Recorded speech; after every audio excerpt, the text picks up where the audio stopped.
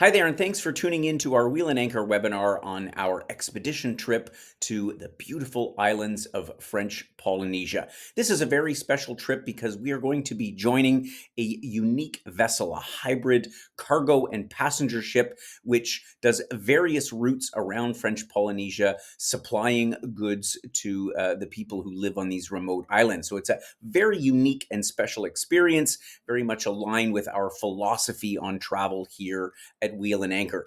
The trip begins in Tahiti at the main city of Papeete, and we'll embark for this 12-night, very, very special trip around. So I'm going to tell you lots more about that in just a moment. But if you are a regular visitor to Wheel and Anchor and you want to skip the introduction that I'm about to go through, then if you scroll down on YouTube to just below the description, you'll find the chapters and you can jump ahead to our day by day itinerary. But if you're new, if you're watching a webinar from us for the first time, I encourage you to stay on and watch the introduction for what we are all about here at Wheel and Anchor. We are actually different than most travel companies because we are focused on the community aspect of travel, which is why our motto, "We bring travelers together," it really speaks to who we are as an organization. We are a community of like-minded Canadians who appreciate a different and a more authentic approach to travel. We welcome anyone who understands that most organized travel has become kind of a canned experience. If you want to be herded around from one place to the next and be on a hectic schedule every minute of your trip, then we probably aren't for you. But if you appreciate the camaraderie that arises from traveling with other people just like you and having enough freedom and free time to go and explore on your own, then you've definitely come to the right place. We have a couple of objectives in mind for those who are part of our community. And specifically, we're talking about becoming well traveled and well connected. You may already be well traveled, many of our members are. But what we mean when we talk about being well traveled is not just about ticking off boxes on a bucket list, which is not to say there's anything wrong with having a bucket list because every traveler has a list of destinations, list of places that they love to visit. But we're talking about the kind of travel that keeps your curiosity and your sense of adventure alive by taking part in experiences that change your perspective on how you see the world. When you dive into local culture a little bit deeper, which might be nothing other than striking up a conversation with some locals in a cafe or employees at a museum, you have the opportunity to get those sort of aha moments that give you a deeper understanding of what's really going on in the place that you're visiting. We all have someone who we know who's well traveled, and there's a certain wisdom about that person, almost like they know something that you don't. This is what we mean by being well traveled. And as far as being well connected, well, ultimately it boils down to making friends that you'll actually want to stay in touch with, or at the very least have the pleasure of traveling with on another adventure. By having a crew of fellow travel enthusiasts, it means you always have someone to talk to travel about because let's face it, travel does create a real and meaningful connection because there's always a memory, a story, an experience to share. By being well connected, we also mean having the time to actually talk to people in the places that we visit. Like I was saying, whether it's stopping to talk to somebody in a cafe or somebody, an employee of a museum, because I'm not talking about just talking to your fellow travelers or our host or local guide. Traveling with Wheel and Anchor affords you the ability not only to connect with your fellow travelers, but with the people who live and work in the towns and villages along the way. As you can well imagine, there's a lot of work involved in delivering on these promises, and we have a great team here that's dedicated to delivering on exactly that. First of all, my name is Gordon Drager. I'm the founder of Wheel and Anchor, and I'm the curator of all of the trips that we offer here based on well over 30 years of experience organizing travel for Canadians to all parts of the globe. I'm not going to talk about my whole team because obviously we want to talk about French Polynesia. The person who is most important for you to know is our senior trip specialist, Paula Zarnik. She's the one who will be on the other side of the phone when you pick up to call our office or when you email us. And she's going to answer all of your questions and make sure that you have all the information you need to consider whether you decide to join us on this or one of our many other trips. Our agenda for this webinar is pretty simple. You're obviously interested in, you heard about Tahiti. Maybe it's something, a place you've already dreamed of visiting. Maybe you thought you might take your honeymoon there. Maybe you did take your honeymoon there and would like to go back and explore a little bit more. You've undoubtedly heard, read, or seen a program on TV about its incredible beauty, the crystal clear lagoons, the Polynesian culture, all of that turquoise water, and these wonderful atolls that make up French Polynesia. Today, I'm going to take you on a little digital journey that is going to follow the itinerary of our adventure on this very special vessel around the French Polynesian islands. Before I jump into the day by day itinerary, let me give you a little geographical overview about what we're talking about. If you've not looked it up on the map before, you'll find that French Polynesia is this archipelago of islands that actually covers a vast amount of the ocean down there in the South Pacific, partway between North America and New Zealand. We're going to start in Tahiti, which is the main island, the one you will have most likely heard of before, specifically in the capital city of Papeete. We'll spend a night there or two if you decide to join us for our pre-trip program that will allow you to see a little bit of the island of Tahiti itself. And then we'll embark on our ship, which will take us first of all, out to Fakarava, which is in the Tuamotu Islands, and then we'll make a long sea crossing out to the Marquesas Islands, where we'll make a number of stops at these small little communities, which, as I say, is where we're going to be. The ship is going to be delivering supplies. There may be a doctor on board that's coming to pay some calls to these remote outposts, and then our ship will turn around after we visited these different ports of call, head back to the Tuamotu Islands, specifically Rangiroa, and then finally down to the Society Islands, which is what Tahiti is part of, at the very famous spot called Bora Bora, before we return to Papeete for our journey back home. So let me now jump into our day-by-day itinerary. I'm going to start off, first of all, with our pre-trip, which is an extra day to explore the island of Tahiti itself. So first of all, you're going to arrive in Tahiti on day one of your trip. Now, depending on where you're coming from in Canada and what route you select to go, it will probably take you an extra day or at least an extra night to get there. Most flights to Tahiti depart from the U.S. Western seaboard, and so you'll need to take a connecting flight from your original home in Canada down to one of those stops for then the long flight trans-Pacific, which is usually around 10, 11 hours in duration, depending on exactly where you're coming from, and then you'll arrive into Papeete. As your flight approaches Papeete Airport, you're going to get a scene much like you see here. Well, this actually is taken on the approach into the airport of Tahiti, and you'll be very excited to look down and see the beautiful turquoise blue waters, and of course the lush green mountains that rise up into the distance, often covered by clouds. It's really a majestic scene, and your excitement will be peaking at this point, no doubt. Papeete itself is an interesting mix of both French and Tahitian influence. French Polynesia, of course, is still very much a part of France. In fact, it's a semi-autonomous region of France, so the ties are still close. Tahitian people still have French passports. So it'll be evident, particularly here on the island of Tahiti and in Papeete, the strong influence that France still has. Our pre-trip excursion will take us out from the city and have us explore the main island of Tahiti, as well as a little bit of the sister island of Tahiti Nui. We'll head out of the bustling capital, heading south along the coastal road. The drive is really a feast for the eyes, and it showcases the diverse beauty of Tahiti. You'll see pristine beaches, crystal clear lagoons, and dramatic volcanic peaks that rise in the distance. You may also get a chance to see local farmers and fishermen selling their fresh produce and catch of the day by the roadside. It's a great opportunity to experience the local way of life, and maybe even pick up a few tropical fruits to enjoy. Our first big stop will be at the Marae of Arahuaru. This is a really special site, as it's the only fully restored pre-colonial Polynesian temple in all of French Polynesia. Marae were the center of power in ancient Polynesian society, and they served as both the religious temples and the seat of political authority.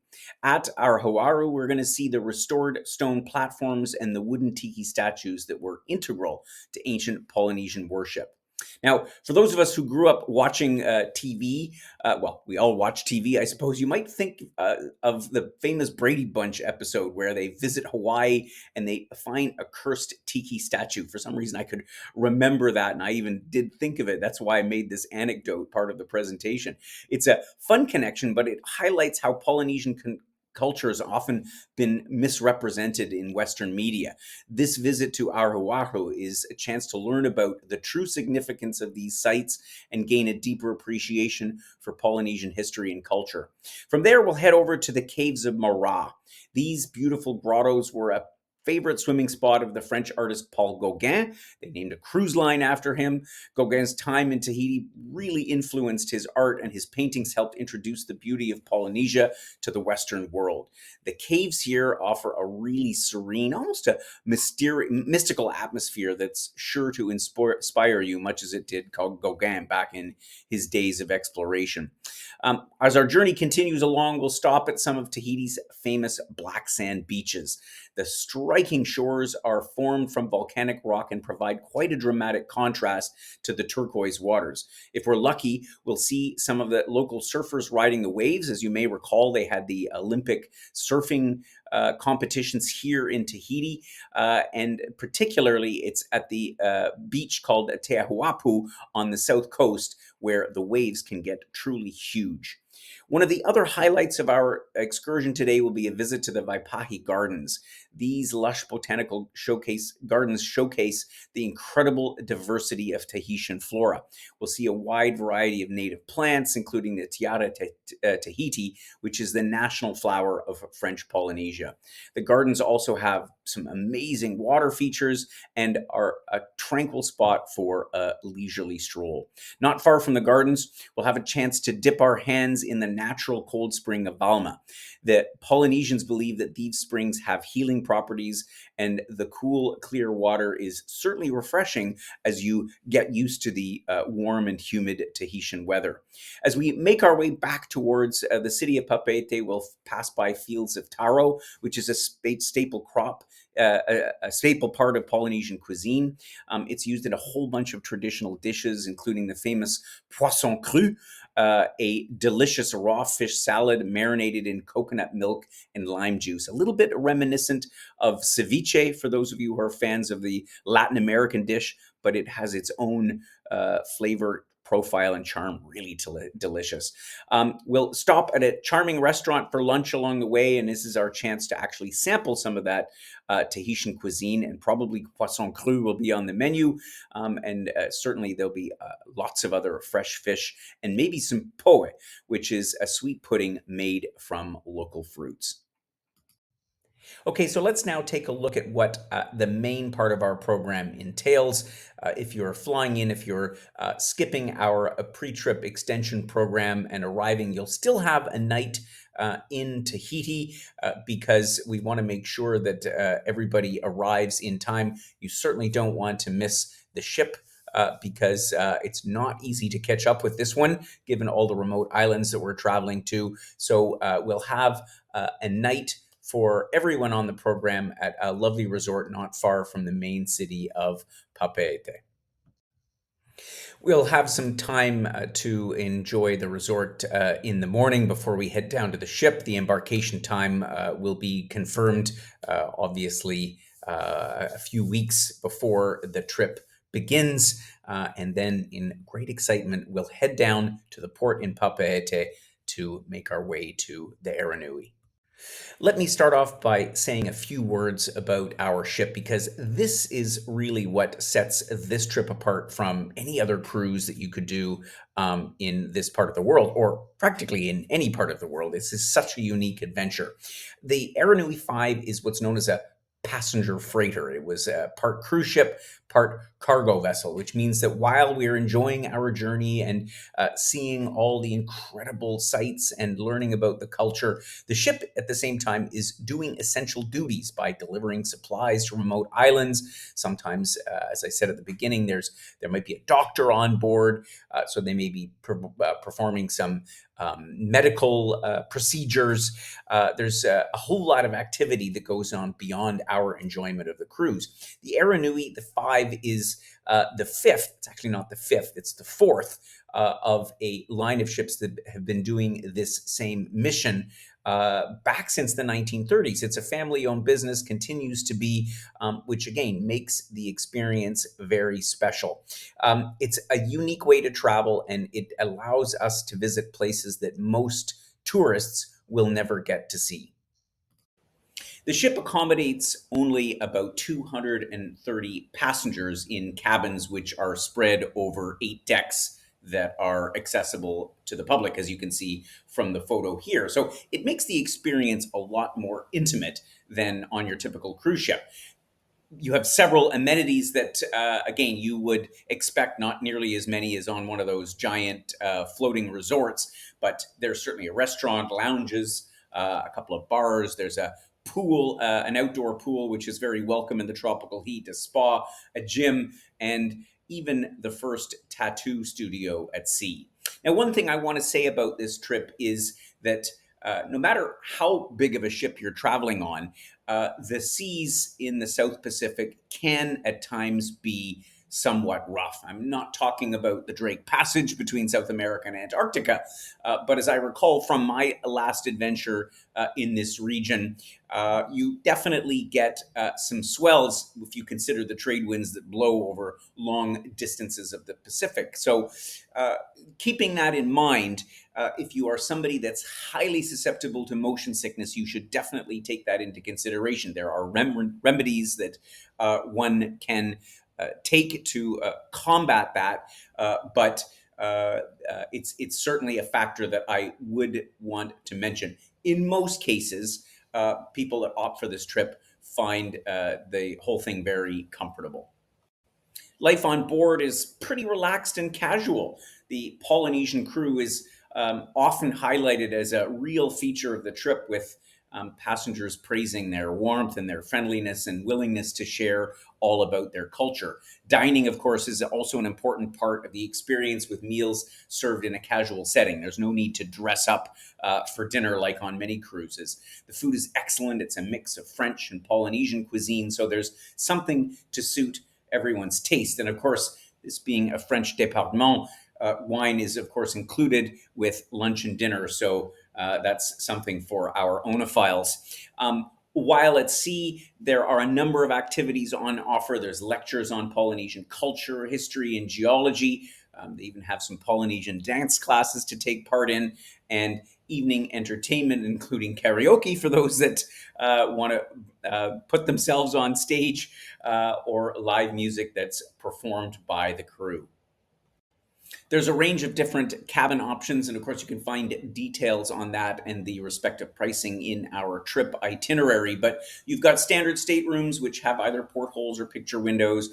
You've got deluxe and superior staterooms that feature private balconies, and you've even got premium suites, which have even larger living spaces and balconies as well. So the important thing to note, though, is that the cabins are all comfortable, regardless of the category that you select. They're well appointed, and many people have noted that the soundproofing is quite good, so you can have a restful night at sea.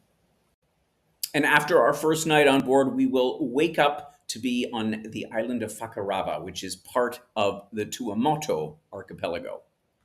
This island is known for its pristine beaches, its crystal clear lagoon, and super rich marine life. It's also a UNESCO Biosphere Reserve, which means it's an area that's recognized for the particular biodiversity that you'll find here. We'll have the whole day to explore this beautiful atoll. You can stroll through the small village, which has only a few streets and churches and shops. It's a great place to get your first feel for what life is like on these remote islands. For those who love the water, Fakarava is an absolute paradise. The lagoon is teeming with colorful fish and coral, which makes it perfect for snorkeling. If you're a certified diver, you might want to consider an optional diving excursion. The Tuamatos are known for their shark populations.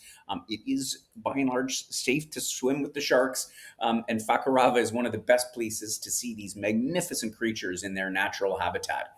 By the afternoon, we'll get back on the ship and set sail for our next destination. And as we leave Fakarava behind, keep an eye out for dolphins who sometimes accompany the ship as they make their way out of the harbor. As we make our way toward the remote Marquesas Islands, we will spend a full day at sea. On one hand, you might think sea days are quite boring, but in fact, they're the essence of travel because it gives us time to reflect on what we've seen so far, but more importantly, at this stage in the cruise, prepare for the adventures ahead. As I mentioned before, the Aranui has a variety of activities that'll keep you entertained.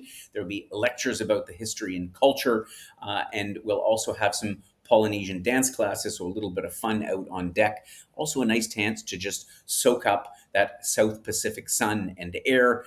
And at this point, on this evening of the cruise, we will actually set our watches ahead to by 30 minutes because just like Newfoundland and Canada, they have their own time zone, which is a half an hour ahead of Tahiti. Today, our ship will call at Nukuhiva, which is the largest of the Marquesas Islands. It's an island of incredible rugged beauty with towering cliffs, lush valleys, and cascading waterfalls. Our day will start in the main town of Taiohae, which is also the administrative capital of the Marquesas Islands. From here, we'll take a scenic drive in 4x4 vehicles, winding our way up into the island's interior. The views along the way are absolutely spectacular. One of the stops we'll make is at the archaeological site of Kamuhe. Here, we'll see the ancient stone tikis and the petroglyphs that offer a glimpse into the island's rich cultural history. We'll also visit the Mai Hikoukua, which is an ancient ceremonial site that's one of the most significant in all of Polynesia. For lunch today, we're in for a treat because we'll be having a traditional Marquesan meal, which could include things like breadfruit, delicious if you've never tried it before, red bananas, and maybe some roast pig cooked in an underground oven. In the afternoon, we'll have some free time to wander around Taiohae. You might want to visit the cathedral. Believe it or not, they have a cathedral in this remote spot, which has some beautiful wood carvings. Or you might just want to stroll along the waterfront and watch the local outrigger canoes in the bay. As we sail away from Nukuhiva that evening, you'll be watching out for some dramatic coastline. The combination of sheer cliffs and turquoise water is absolutely breathtaking. This morning we'll arrive at Uapu, which is sometimes called the Cathedral Island because of the dramatic basalt pinnacles that rise up from the center of the island. These spires, which sometimes reach over 1,000 meters high, are an amazing sight to behold. We'll be docking at the main village of Hakahau, where you'll immediately notice the church with its amazing stonework. From here, we have a couple of options for exploring the island. For those who are interested in a little physical activity, a little hike, there's an opportunity to trek up to a viewpoint that offers panoramic views over the bay and also those incredible basalt pinnacles that I was just talking about. It's a moderately challenging hike, but the views at the top are well worth the effort. If you prefer a less strenuous option, you can always explore the village, visiting local craft centers where you'll actually see the artists at work, working on intricate wood carvings or tapa cloth. For lunch, we're in for yet another culinary adventure because Uapu is known for its fruit, particularly its mangoes and red bananas. We'll have a chance to taste these along with some other local specialties. In the afternoon, it's back on board the ship, and as we sail away, the sight of those basalt pinnacles will undoubtedly be one that you don't forget. Our next stop, Oahuka, is one of the smallest and most charming of the inhabited Marquesas Islands. It's known for its dry climate, which has resulted in a unique landscape which is quite different from its lusher neighbors. Our day begins with what the captain calls La Grande Manœuvre, which is an impressive 180-degree turn into the narrow mouth of Vaipai Bay. It's quite a spectacle, so you're going to want to make sure to be up on deck bright and early to see this amazing feat of seamanship.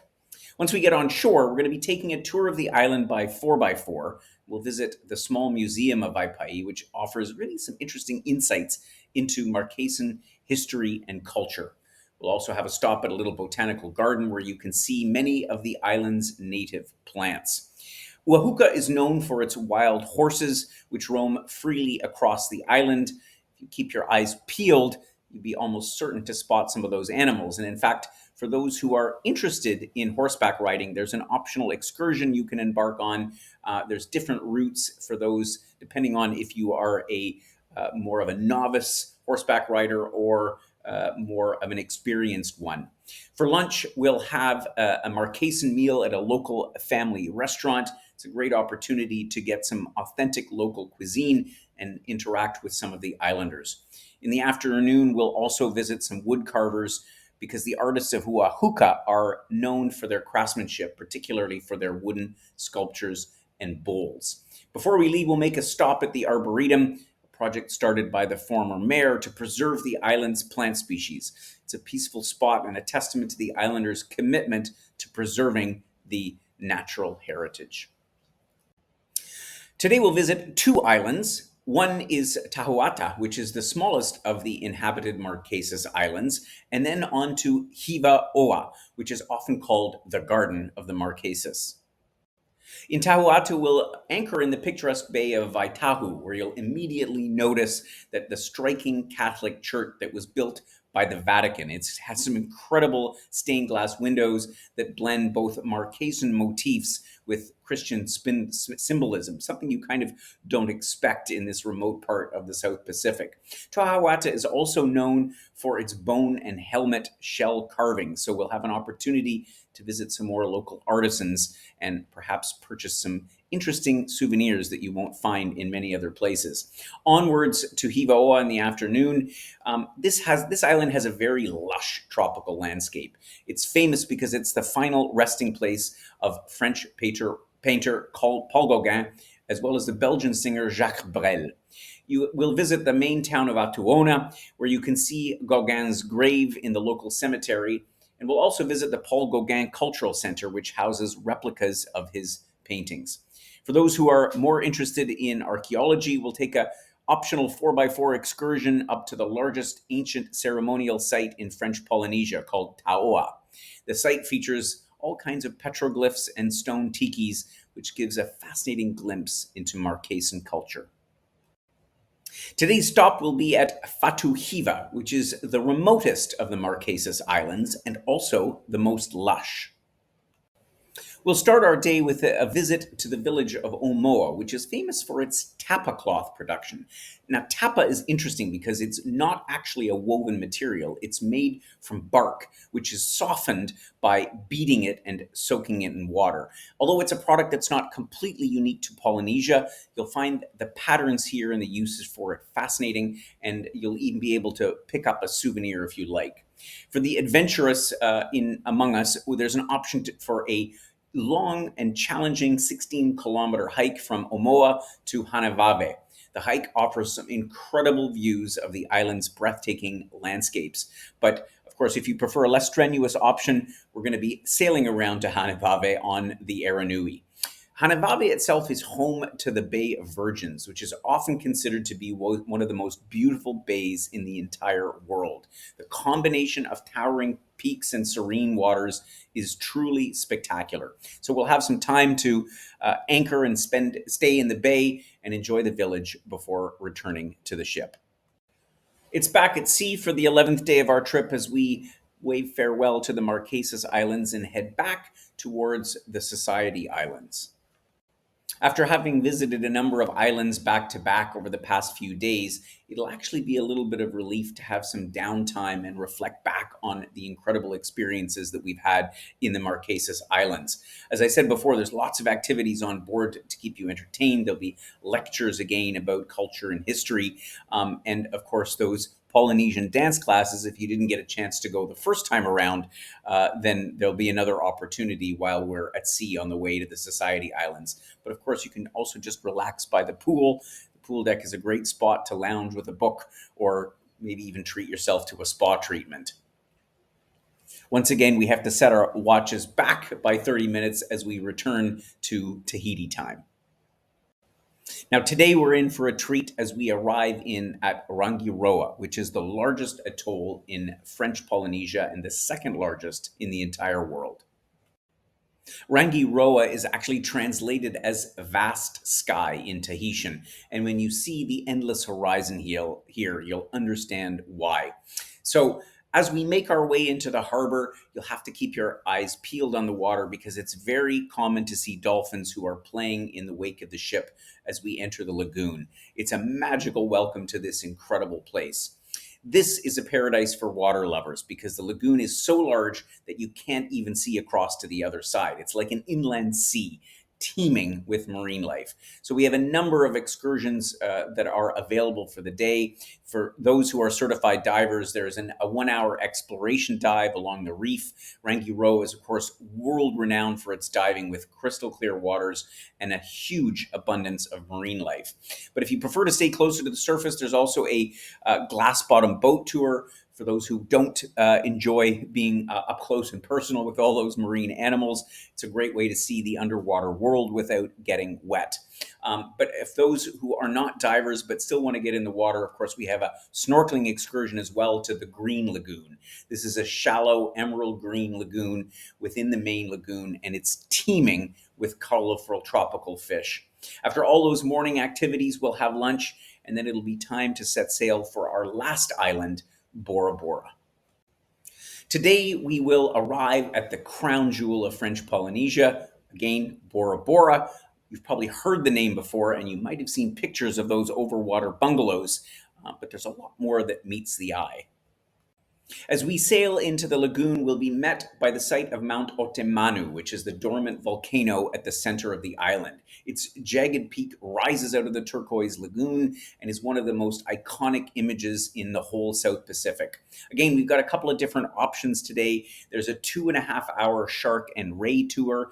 Now, I know some people might be nervous about swimming with sharks, but as I said before, it's actually completely safe. They're reef sharks, and they're more curious than dangerous. Swimming alongside them is one of the most incredible experiences that you'll never forget. For those that prefer to stay dry, we have a wonderful 3 hour island tour by Outrigger Canoe. It's a fantastic way to see the island from a different perspective and learn a little bit more about those Polynesian marine traditions. Later on in the afternoon, we've got some more options for you. For certified divers, again, there's an opportunity to explore the underwater world one more time before our trip comes to a close. The lagoon of Bora Bora has an incredible array of marine life, including tropical fish, rays, and even sea turtles. And for those who always wanted to give a shot at diving, you've got one last chance because there's a 40-minute so-called baptism dive, which is a supervised shallow dive that's perfect for beginners. And it's a great way to give it a chance, a taste of scuba diving without having to be certified and without taking any big risks in the open water. After all those activities, we'll have a special treat, which is a barbecue lunch on a private motu, which is a small island that is surrounded by the stunning waters of the lagoon. As we enjoy the meal and take in views of Mount Otemanu and the surrounding lagoon, it'll be a perfect way to say goodbye to French Polynesia. We'll set sail once again back to Tahiti this evening. As we sail back into the port of Papeete on Tahiti, the sight of the incredible mountains of the island will undoubtedly be spectacular, but at the same time, will be a little bit sad to have to disembark today.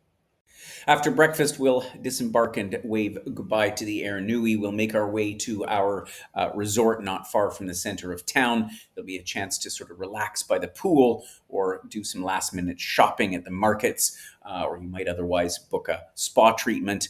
Either way, in the evening, we'll have our farewell dinner, which will be a great chance to reminisce with our friends, get access to some high-speed internet so we can share photos that we might not have been able to on the trip, and start planning our next grand adventure. As we leave our hotel and make our way back to the airport, you'll have some grand memories to take with you. The rugged beauty of the Marquesas Islands, the pristine lagoons of the Society Islands, in particular Bora Bora. You'll have seen a part of South Pacific that relatively few people ever get to experience. You'll have walked in the footsteps of Paul Gauguin and Herman Melville. You'll seen some Polynesian cultural sites, and you'll have swam in some of the clearest waters you can find anywhere on Earth. Either way, this will have been an experience you will certainly never forget. To get more details about our upcoming trip to French Polynesia on the Aranui, please go to our website. You can find the link in the description below this YouTube video. There you can get some cursory information, but also more importantly, download our detailed trip itinerary. Don't forget to also request our trip-specific reference guide, which gives you some of this logistical information about weather and what to pack and what kind of plugs to bring. All of that information is available to you. There's no doubt you'll have questions about what this adventure entails. So I invite you to give us a call, drop us an email. Be happy to address anything that you need to know in order to make a decision to join us on this wonderful trip around French Polynesia. Thank you for watching. I hope you found this an informative explanation of our trip to French Polynesia. If you like our Wheel and Anchor travel videos, webinars, then you can subscribe to our YouTube channel, which you'll find again just below. Just hit that subscribe button, and then you'll be the first to see our new webinar videos as they come out. Otherwise, I hope to either meet you on one of our upcoming trips or at our social events. And stay tuned to our newsletter for all of the upcoming webinars and new trips that we're going to be releasing soon.